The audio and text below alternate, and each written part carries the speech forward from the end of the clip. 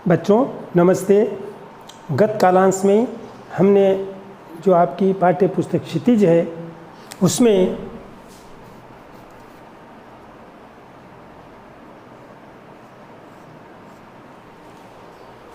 पढ़ा था नागार्जुन। नागार्जुन में जो उनकी कविता है उसका यहाँ पे हमने सस्वर वाचन किया। उसने आपको उसमें आए कठिन शब्दों के बारे में बताया। सबसे पहले जो कवि है नागार्जुन जी को जो है उनका नाम जो है नागार्जुन नहीं था, उनका मूल नाम था, वो समझाया था। उनके पिताजी का नाम बताया, उनकी जन्मतिथि बताई, जो कि आपको पुनः स्मरण के लिए मैं फिर अभी याद दिला रहा हूँ। आप उनको सोचिए। आप जब तक किसी चीज़ को पढ़ने के बाद मनन नहीं करेंगे बच्चों, वो आपकी याददाश्त में स्थायी रूप से सम्मिलित नहीं होगा। जब हम किसी चीज़ को अध्ययन कर लेते हैं अध्याय को, तो आपको चाहिए कि उसको रिमाइंड करें बैठ करके। जब आपने दिन में जो भी पढ़ा है, जैसे समय मिलता है, ये देखें कि मैंने इस विषय में क्या आज किया है, तो आपको रिकॉल हो जाएगा, पुनर्यादाश्त में पुनः स्मरण होगा और वो आपकी याददाश्त में स्थायी हो जाएगा। ओके, अब बात करते हैं कि हमने दंतुरित मुस्कान, इनके द्वारा रचित कविता दंतुरित मुस्कान और फसल 2 पार्ट्स में किया था। तो यहाँ पे ये जो अध्याय है ये है क्रम संख्या 6। ये कविता जो है ये क्या नाम थी? 6 नागार्जुन। इसमें फसल जो 2 भागों में पार्ट 1 और पार्ट 2, आज पार्ट 2 चलेगा बच्चों, जो कि फसल। कल बात की थी दंतुरित मुस्कान। जो नागार्जुन जी है, नागार्जुन के जो है कवि है, इन्होंने बहुत सारी कविताएं लिखी, लेख लिखे, 50 उन्होंने एक के बाद एक करके कविताएं रची। उनकी जिक्र हमने कल किया था। आपको चाहिए कि उनमें से कम कुछ कविताएं जो कि आपको महत्वपूर्ण लगती है उनको जब भी अवसर मिले आप पुस्तकालय से पढ़ सकते हैं बच्चों। और उनका आपको ये भी याद होना चाहिए कि उनके द्वारा सतरंगी जो है वो प्लस नागार्जुन रचनावली जो 7 खंडों में रचित है, उसको भी आपको समझना चाहिए। कभी मौका मिले, जब भी अवसर मिलता है, इनको पढ़ें। क्या इनमें लिखा हुआ है? सतरंगे पंखों वाली, ये एक इनकी रचना मशहूर है। आखिर ऐसा क्या कह दिया मैंने, कल मैंने बताया था। इसमें से आपको कुछ जो इनकी महत्वपूर्ण रचनाएं हैं उनके नाम के साथ जोड़ के याद रखना चाहिए। ठीक है, अब आज बात करेंगे। कल हमने दंतुरित मुस्कान कविता की बात की थी बच्चों। नागार्जुन ने दंतुरित मुस्कान कविता के दंतुरित मुस्कान के माध्यम से हमें क्या संदेश दिया था कि एक जो छोटा बच्चा होता है जिसके मुंह में अभी दांत निकलना ही प्रारंभ हुए हैं, 1 या 2 दांत, छोटे 4 दांत ऐसे करके हैं, इतना अबोध बच्चा है। वो अबोध बालक हमें किस प्रकार से लुभाता है, हमारे मन को हरने वाली क्या क्या हरकतें करता है वो, और उसको देख करके कवि के मन में क्या भाव जागृत हुए थे, ये सारी बात कल हमने इसमें समझी थी। उसका जो धूल मिट्टी से सना हुआ जो शरीर है, गात मतलब शरीर है वो, और सारी चीज़ें उसको मिलाने का योग संयोग किसने पैदा किया, क्या बातें थी, सारी हम पढ़ चुके हैं। आप उसको पुनः एक बार स्मरण करके उससे संबंधित प्रश्नों को अवश्य करें। बच्चों आज बात करेंगे हम फसल। बच्चों में आपको इस कविता जो है इसका सस्वर वाचन, आदर्श वाचन करके सुनाता हूँ, आप इसको उसी हिसाब से करें।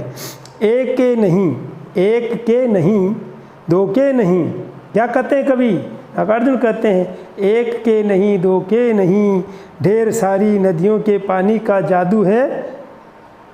क्या? 1 के नहीं 2 के नहीं, ढेर सारी नदियों के पानी का जादू, 1 के नहीं 2 के नहीं, लाख लाख कोटि हाथों के स्पर्श की गरिमा है। एक क्या गरिमा है? यहाँ पे बात हो रही है फसल की। बच्चों मैंने पहले आपको बता दिया कि ये जो पोइम है, ये जो कविता रचित है नागार्जुन द्वारा रची हुई है, उनका मूल नाम वेद प्रकाश मिश्र, आपको पहले ही बता चुका हूँ मैं।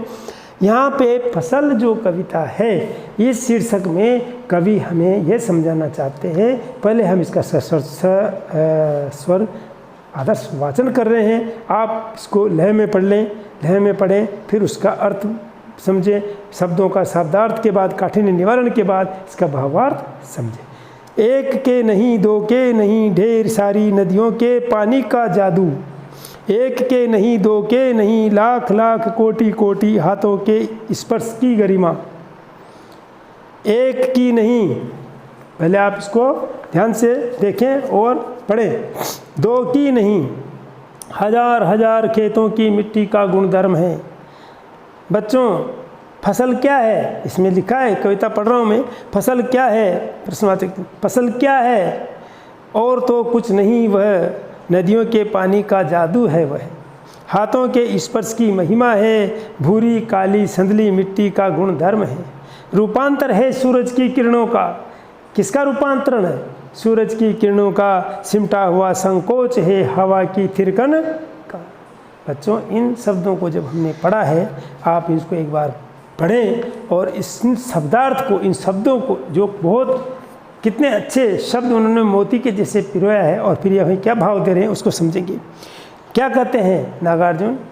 एक के नहीं, एक हाथ का नहीं, दो हाथ का नहीं, ढेर सारी, क्या एक नदी दो नदी नहीं, ढेर सारी नदियों के पानी का जादू है। क्या बताया? फसल को पानी का जादू बताया। एक के नहीं, दो के नहीं, लाख लाख कोटि कोटि। फसल क्या है? एक हाथ दो हाथ का नहीं है, लाख लाख कोटि कोटि हाथ जब लग रहे हैं, जो लोग परिश्रम करके इसके संबंध में जितने भी लोग काम करें प्रत्यक्ष रूप से फसल को उगाने के लिए, फसल को तैयार करने के लिए, फसल उत्पादन के लिए जो सब लोग प्रयास कर रहे हैं, उन सब के हाथों के स्पर्श की गरिमा है। क्या गरिमा है? फसल जो है उनके हाथों के स्पर्श की गरिमा है। एक की नहीं, फिर तीसरे में क्या कहा? एक की नहीं, दो की नहीं, एक दो की नहीं, हजार हजार खेतों की मिट्टी का गुणधर्म है। जितने भी खेत हैं उनकी जो मिट्टी है, जो माटी है, उनका गुणधर्म अंश है। और फिर क्या कहा? फसल क्या है?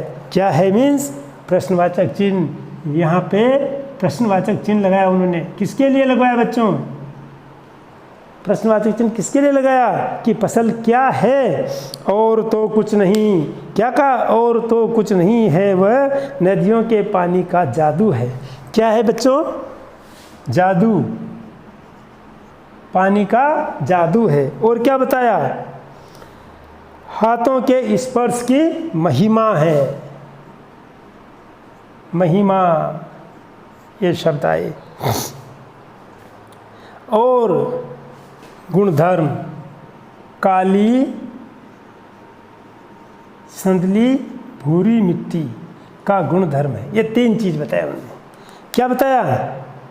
और क्या बताया?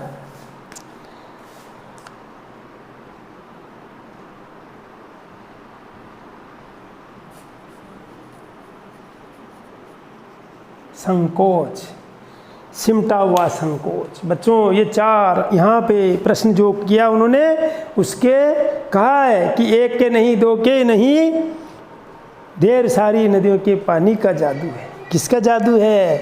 पानी का।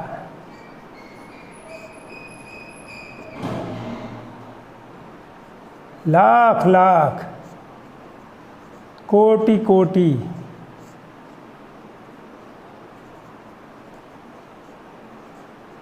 हाथों के स्पर्श की महिमा है।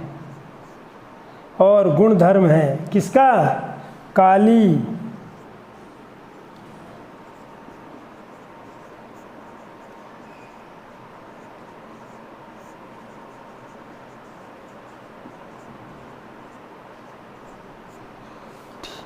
संकोच,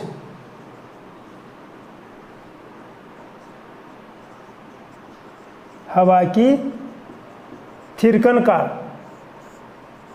तो बच्चों उन्होंने यहाँ पे हमको क्या समझाया है, किसके बारे में कहना चाहते हैं? वो कवि नागार्जुन फसल की जो महिमा, फसल का जो महत्व, फसल तैयार होती है उसमें किन किन का बताते हैं। जादू, पानी कौन सा?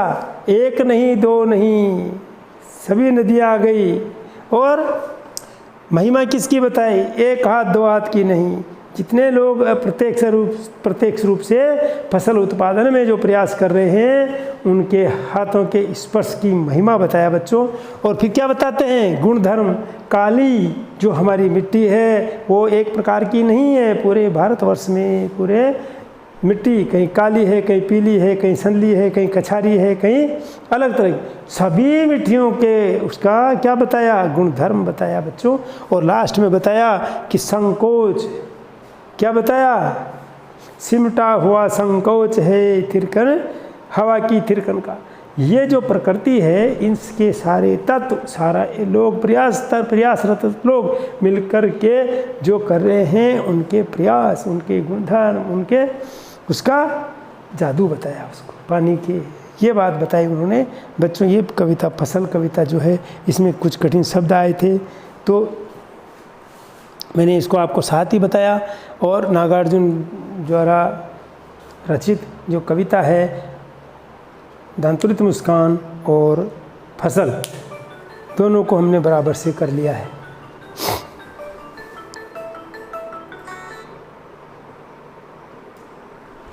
ठीक है, अब बच्चों बात करेंगे अपन प्रश्नोत्तर की। इस आपकी पाठ्य पुस्तक में इस कविता के बाद में पीछे कुछ दिया गया है।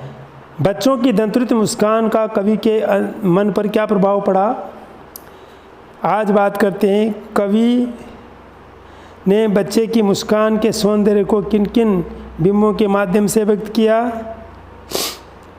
बच्चे की मुस्कान और एक बड़े व्यक्ति की मुस्कान में क्या अंतर होता है, इस तरह से। और कहा है कि फसल क्या है, ये प्रश्न किया उसने, फसल क्या है, प्रश्न की फसल क्या है पूछेगा, कविता के अनुसार फसल क्या है, हम लिखेंगे और तो कुछ नहीं। कौन किसका जादू है, नदियों के पानी का, एक के नहीं दो के नहीं, इनका जादू है। इसी तरह से अगर पूछेगा प्रश्न को बना देता है, किसकी महिमा है, एक के नहीं दो के नहीं, लाख लाख कोटि कोटि हाथों के स्पर्श की महिमा है। ये प्रश्न बनते हैं बच्चों इसमें। ये प्रश्न को आपको अध्याय को जब समझ में आ जाता है, प्रश्न ऑटोमेटिक स्वतः ही आपके जहन में आ जाता है, उसको आप लिखने का प्रयास करें, नकल करने की कोशिश नहीं करें। आप अध्याय को जब समझ जाते हैं, उसके भावार्थ को समझ जाते हैं, उसके ऊपर कोई भी प्रश्न का निर्माण हो जाए, कोई भी प्रश्न आपसे कर दिया जाए, आपको उसका जवाब आ जाना चाहिए, तब तो आपके अध्याय समझ में आ गया। अन्यथा अगर आप उसमें कहीं कन्फ्यूजन में हैं तो या तो आपको अध्याय समझ में नहीं आया, या फिर जो प्रश्न पूछा जा रहा है वो प्रश्न आपको समझ में नहीं आया। अतः इन दोनों बातों में आप अपने ध्यान आकर्षण रखें कि एक तो बात जो आपको अध्याय, जो कविता, निबंध जो पढ़ाया जाता है उसको समझें, और उसके बाद जो प्रश्न उस पर आधारित कहीं भी पूछा जाए तो आपको प्रश्न को समझने की क्षमता होना चाहिए। अगर आप सही समझ जाते हैं तो उसका उत्तर भी आप स्वतः ही लिख देंगे। धन्यवाद।